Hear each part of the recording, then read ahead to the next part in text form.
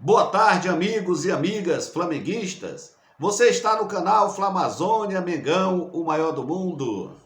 Vamos analisar agora a vitória do Flamengo, a classificação do Flamengo para as quartas de final da Libertadores, em cima do Defensa e Justiça da Argentina.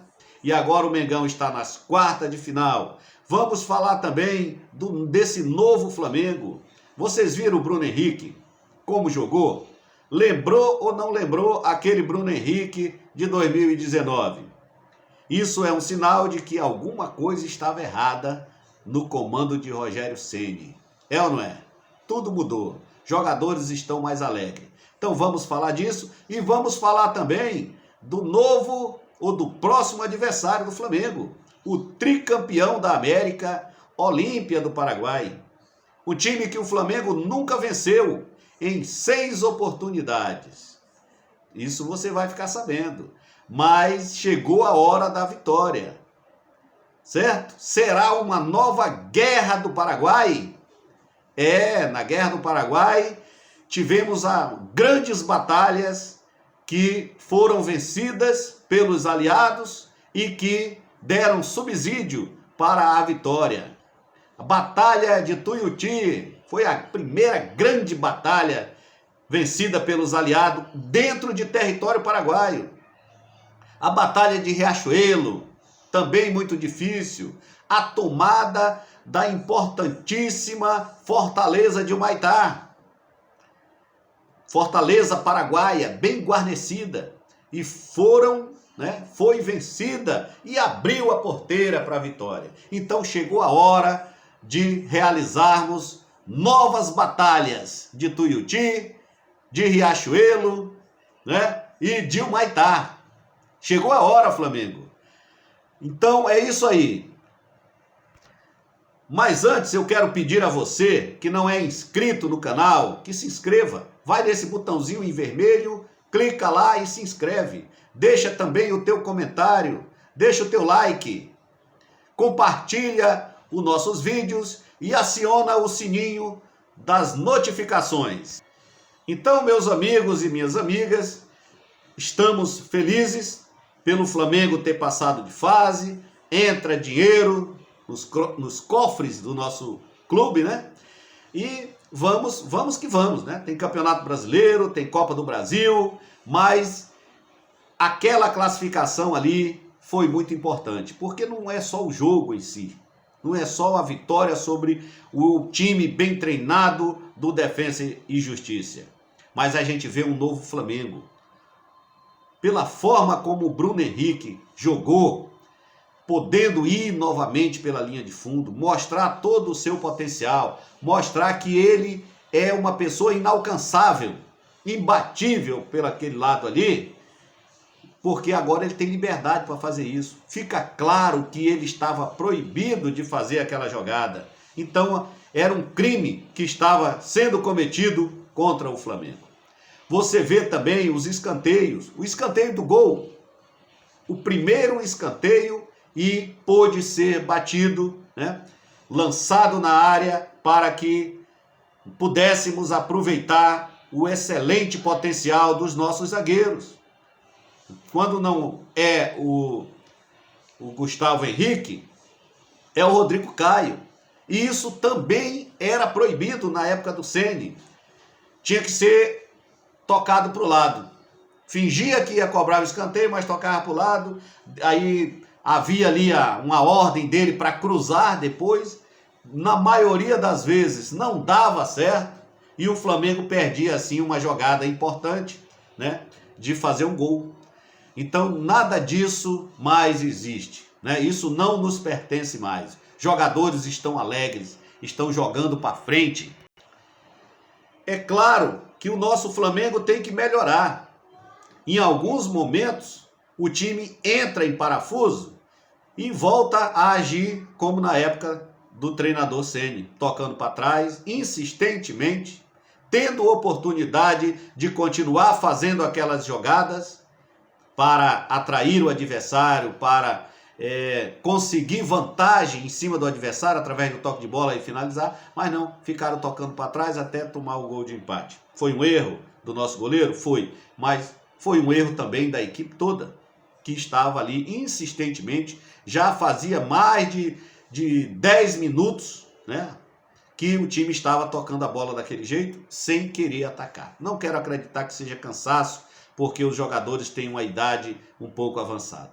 É ainda a cultura do Rogério Ceni. Mas depois o time acordou, né? O time acordou, jogou para frente e fizemos 4 gols e ganhamos assim o direito de disputarmos as quartas de final, que era o nosso grande objetivo. Isso em cima de um time que tem um elenco de segunda divisão. É um time que não sabe atacar, um time que não sabe finalizar, mas é um time bem treinado. O BKSS conseguiu pegar um elenco de segunda divisão e esse elenco conseguiu fazer frente ao poderoso Flamengo.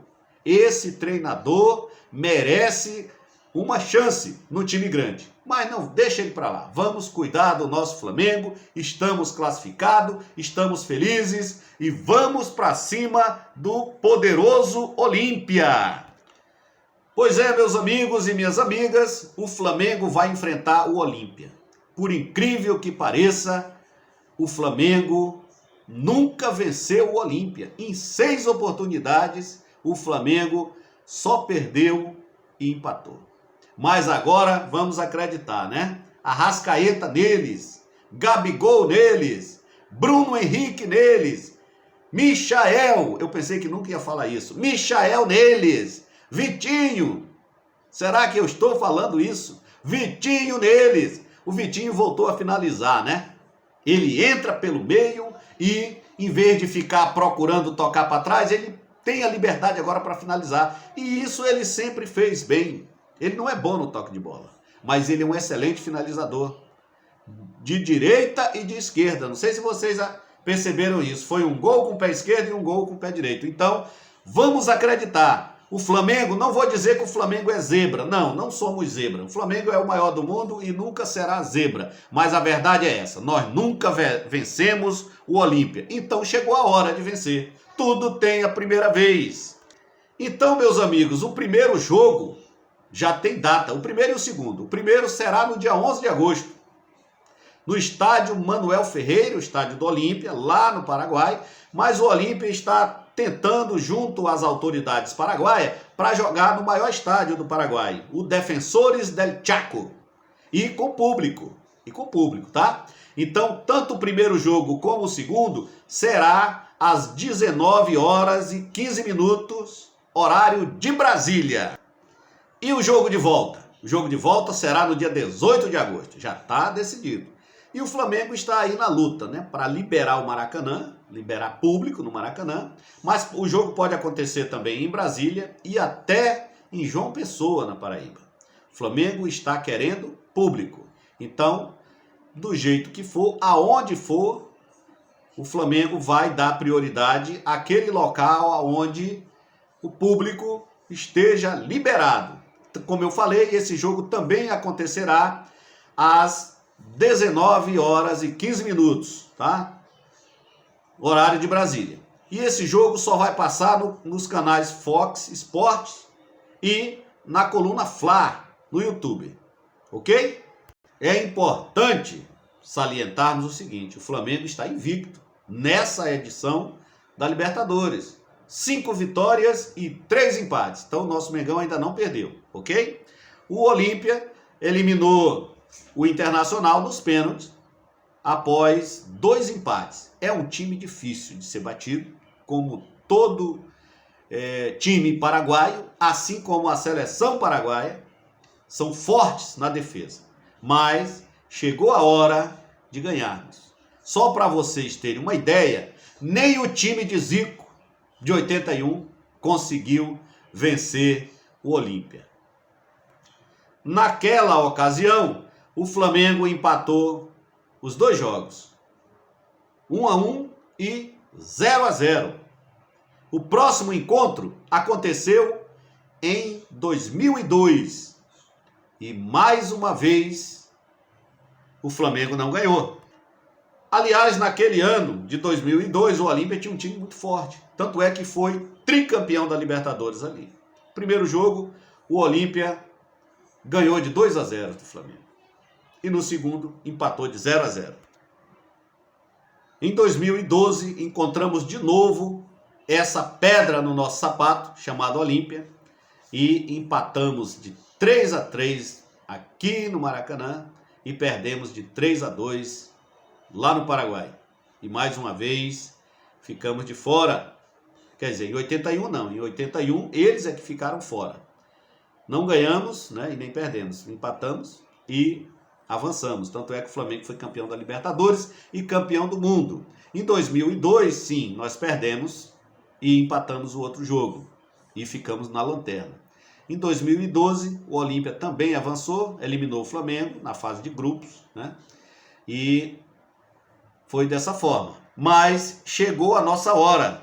Então, meu amigo e minha amiga, como eu falei, chegou a nossa hora de furarmos esse bloqueio paraguaio e a gente faz uma alusão aqui à Guerra do Paraguai, né, que aconteceu no século XIX e que algumas batalhas elas foram decisivas para a vitória dos aliados. Como vocês sabem, o ditador paraguaio Solano Lopes invadiu o Mato Grosso, né? E impediu também que o Brasil navegasse pelas águas do Rio da Prata, que por onde o Brasil chegava na província do Mato Grosso, e aí não teve jeito, Brasil e Argentina e Uruguai se aliaram e foram assim para a guerra contra o Paraguai e encontraram muita dificuldade. Então vejam aqui uma das batalhas, a primeira batalha depois que o exército aliado entrou em território paraguaio, foi a Batalha de Tuiuti, que aconteceu numa região pantanosa dentro do Paraguai, né, no ano de 1866,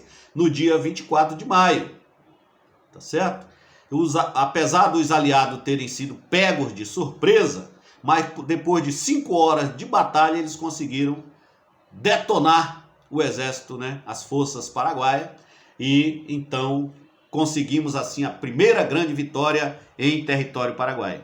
Então, eu falei da Batalha de Riachuelo, mas outra grande, assim, fundamental, foi a grande batalha ali de Humaitá, onde navios encouraçados brasileiros ousaram ultrapassar essa fortaleza de Humaitá, no Rio Paraguai, né, em 68, sob fogo de artilharia, e assim conseguimos bloquear a passagem de suprimentos do exército do Paraguai, né, para o seu exército.